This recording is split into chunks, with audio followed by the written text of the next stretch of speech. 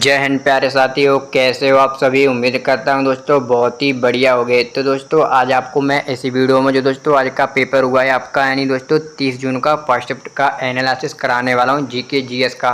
तो दोस्तों आपको इस वीडियो को पूरा एंड तक जरूर देखना है और दोस्तों ये आपको कमेंट करके जरूर बताएं कि आपने दोस्तों जिसमें 50 में से कितने प्रश्न है वो राइट करके आए हैं। यहाँ दोस्तों आपको पता होगा कि ज़्यादा किस टॉपिक से इसमें प्रश्न आपके पूछे जा रहे हैं।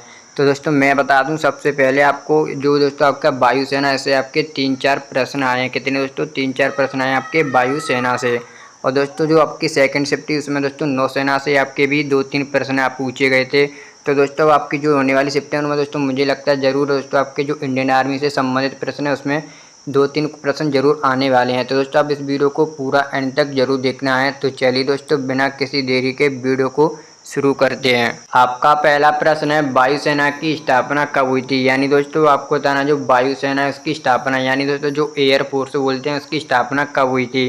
तो दोस्तों आपका इसका राइट आंसर होगा 8 अक्टूबर 1932 ईस्वी को दोस्तों आपकी वायुसेना की स्थापना की गई थी। तो चलिए चलते हैं दोस्तों नेक्स्ट प्रश्न की ओर।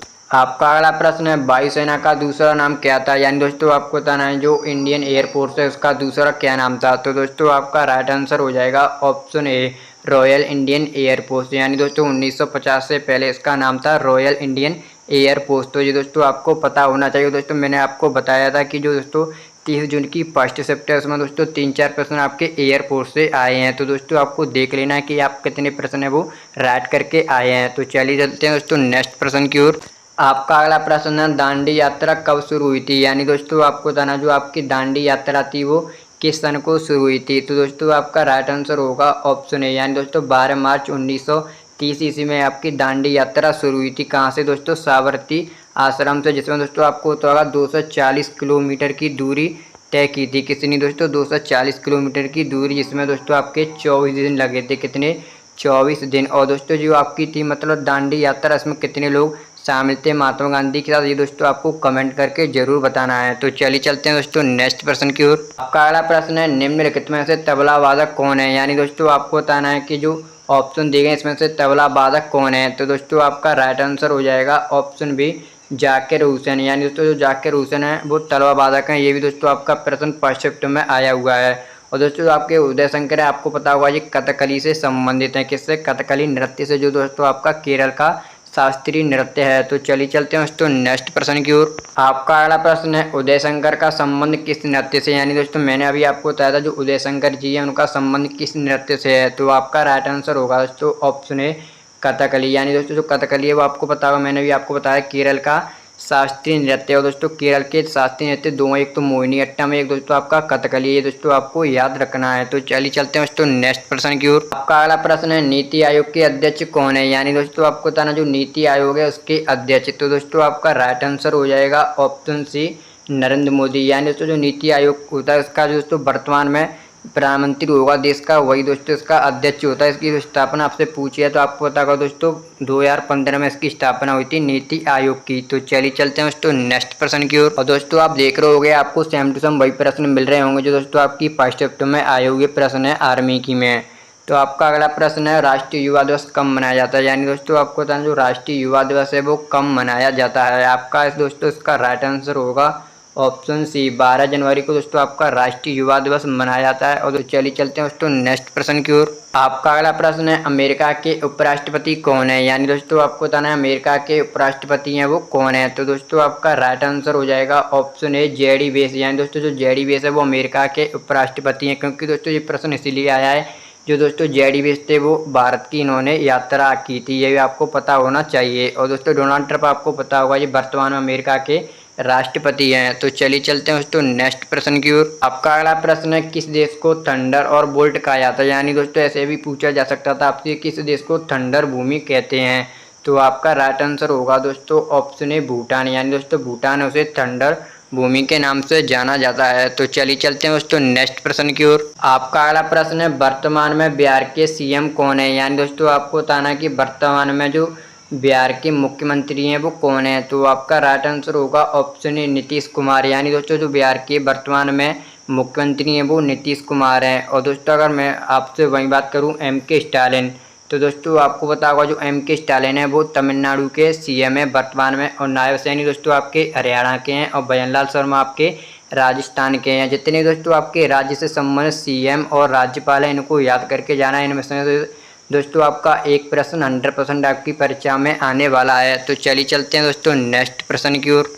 आपका अगला प्रश्न है, कारगिल युद्ध के दौरान भारतीय वायुसेना द्वारा कौन सा ऑपरेशन चलाया गया था। यानी दोस्तों आपको बताना जो आपका कारगिल का युद्ध हुआ था 1999 ईस्वी को, तो दोस्तों आपको बताना कि उस टाइम भारतीय वायुसेना द्वारा कौन सा ऑपरेशन है वो चलाया गया था। तो दोस्तों आपका इसका राइट आंसर होगा ऑप्शन सी, ऑपरेशन सफ़ेद सागर, क्योंकि दोस्तों ये आपसे परीक्षा में पूछा गया है। और वहीं दोस्तों मैं आपसे बात करूँ ऑपरेशन सिंदूर, तो दोस्तों आपको पता होगा जो ऑपरेशन सिंदूर है वो 7 मई 2025 को दोस्तों पुलवामा हमला हुआ था। उसमें जितने भी दोस्तों शहीद हुए थे उनकी बदला लेने के लिए दोस्तों ये पाकिस्तान के खिलाफ चलाया गया था क्या दोस्तों, ऑपरेशन सिंदूर। और दोस्तों वहीं आपसे बात करी जाए कि जो ऑपरेशन सिंदूर है इसका नामकरण दोस्तों नरेंद्र मोदी ने किया था।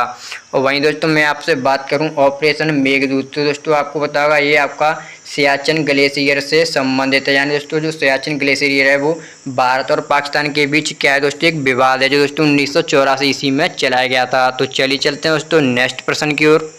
आपका अगला प्रश्न है, कोशिका की खोज किसने की थी। यानी दोस्तों आपको बताना जो कोशिका है उसकी खोज किसके द्वारा की गई। तो आपका राइट आंसर होगा ऑप्शन ए, रॉबर्ट हुक द्वारा दोस्तों कोशिका की खोज आपकी 1665 ईस्वी में की गई थी। क्या दोस्तों 1665 ईस्वी में। अगर दोस्तों आपसे बात करी जाए कि जीवित कोशिका, तो आपको पता होगा एंटोनी लीवनहॉक द्वारा दोस्तों 1674 ईस्वी में जीवित कोशिका की खोज की गई थी। तो चलिए चलते हैं दोस्तों नेक्स्ट प्रश्न की ओर। आपका अगला प्रश्न है, एओसी के अध्यक्ष कौन है। यानी दोस्तों आपको बताना जो एओसी है उसके अध्यक्ष, तो दोस्तों आपका इसका राइट आंसर होगा ऑप्शन ए, रणधीर सिंह। यानी दोस्तों जो रणधीर सिंह है वो आपके एओसी के वर्तमान में अध्यक्ष हैं। तो चलिए चलते हैं दोस्तों नेक्स्ट प्रश्न की ओर।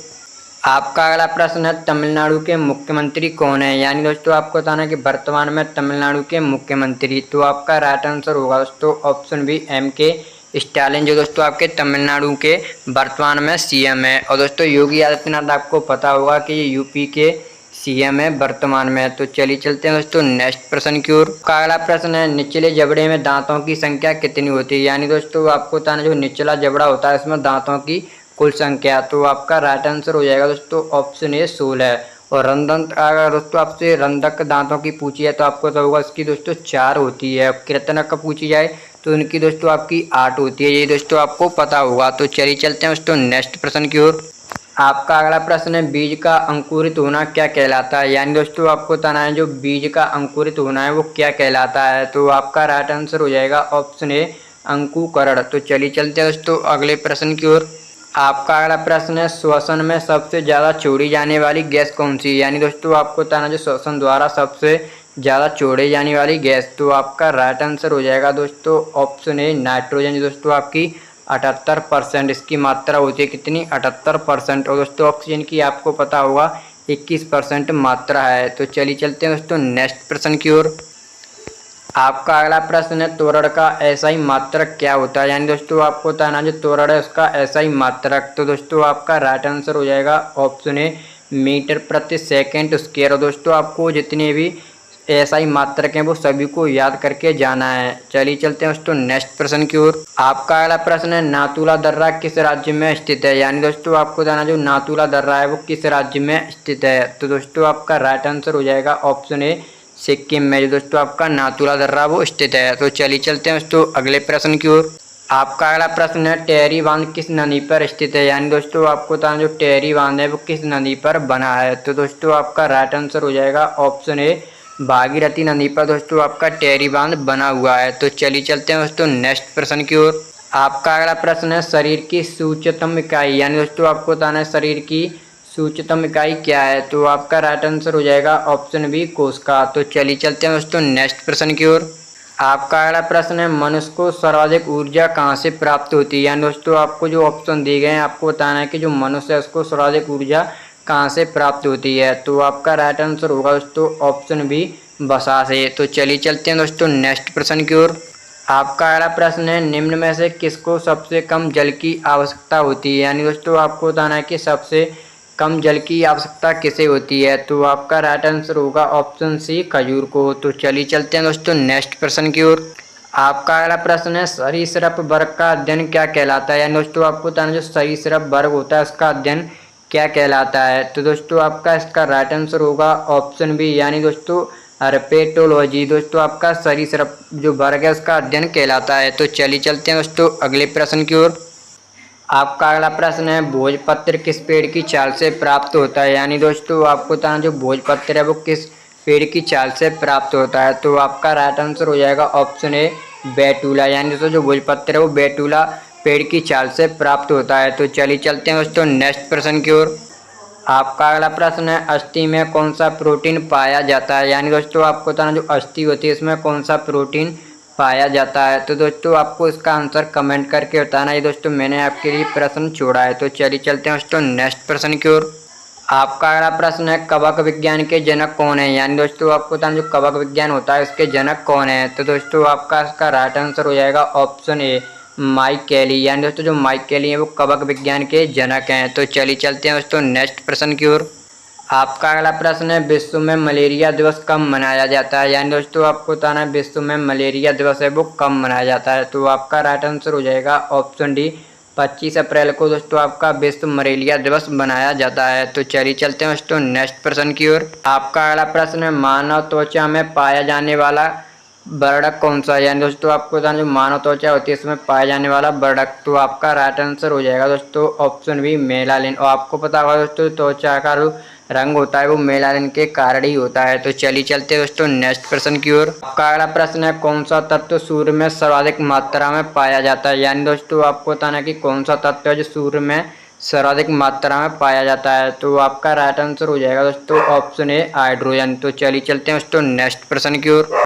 आपका अगला प्रश्न है, किस मुगल शासक ने इलाही संवत की शुरुआत की थी? यानी दोस्तों आपको बताना है ऐसा कौन सा मुगल शासक था जिसने इलाही संवत की शुरुआत की? तो आपका राइट आंसर होगा ऑप्शन सी, अकबर द्वारा। तो चलिए चलते हैं दोस्तों नेक्स्ट प्रश्न की ओर। आपका अगला प्रश्न है, वर्ल्ड ट्रेड ऑर्गेनाइजेशन यानी दोस्तों WTO का मुख्यालय कहाँ पर स्थित है? तो आपका राइट आंसर हो जाएगा ऑप्शन सी, जिनेवा। वहीं दोस्तों आपसे बात करें WTO की स्थापना, तो आपको पता होगा दोस्तों 1995 ईस्वी में हुई थी। तो चलिए चलते हैं दोस्तों नेक्स्ट प्रश्न की ओर। आपका अगला प्रश्न है, गोलमेज सम्मेलन की शुरुआत कब हुई थी? यानी दोस्तों आपको बताना जो गोलमेज सम्मेलन है उसकी शुरुआत, तो आपका राइट आंसर हो जाएगा दोस्तों ऑप्शन सी, 1930 ईस्वी में। यानी दोस्तों जो आपका 1930 में पहला हुआ था और 31 में दूसरा और तीसरा आपका दोस्तों 1932 ईस्वी में होता है। तो दोस्तों जो आज की हमारी वीडियो थी जो दोस्तों आपका एनालिसिस था 30 जून फर्स्ट शिफ्ट का, वो यहीं पर समाप्त होता है। जिसमें दोस्तों आपकी GK GS और जनरल साइंस थी। तो आप लोगों को दोस्तों कमेंट करके बताना है कि आपके कितने प्रश्न है वो राइट किए हैं और दोस्तों आप अपने पेपर में कितने सही करके आए थे। तो चलिए दोस्तों मिलते हैं अगली वीडियो में अगली शिफ्ट के एनालिसिस के साथ। जय हिंद, जय भारत।